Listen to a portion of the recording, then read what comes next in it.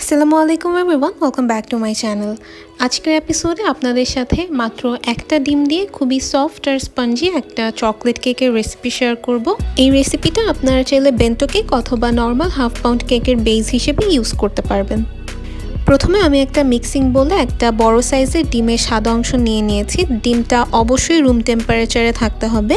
এবার একটি electric bitter দিয়ে আমি মিডিয়াম স্পিডে বিট করে নিব যতক্ষণ পর্যন্ত না ডিমের সাদা অংশটা ফোমি হয়ে আসে। স্পঞ্জ কেক বানানোর জন্য আমি অলওয়েজ ডিমের কুসুম আর সাদা অংশটা আলাদা করে নিতে পছন্দ করি, কারণ আমার কাছে মনে হয় এতে করে বিট করতে সময়টা একটু কম লাগে। ডিমের সাদা অংশটা ফোমি হয়ে আসার পর আমি এখানে একটু একটু করে চিনি অ্যাড করেছি। টোটাল এখানে আমি 3 টেবিল চামচ পরিমাণ চিনি দিয়েছি। আপনারা চাইলে আপনাদের টেস্ট ওয়াইজ আর একটু বাড়িয়ে নিতে পারেন।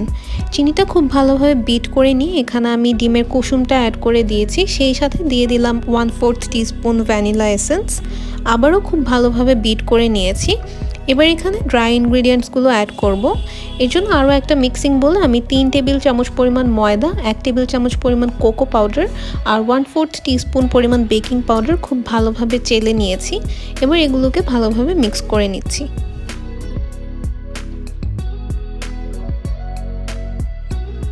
মিক্স করা হয়ে গেলে এই ড্রাই ইনগ্রিডিয়েন্টসগুলো আমি ডিমের ফোমের সাথে খুবই আলতো হাতে মিক্স করে নিব।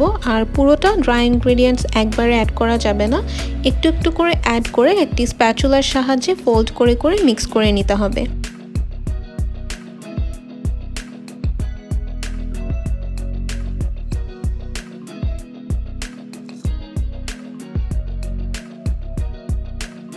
ড্রাই ইনগ্রিডিয়েন্টসগুলো আমি খুব ভালোভাবে মিক্স করে নিয়েছি। দেখতে পাচ্ছেন এই ব্যাটারে আর কোনো লাম্পস নেই।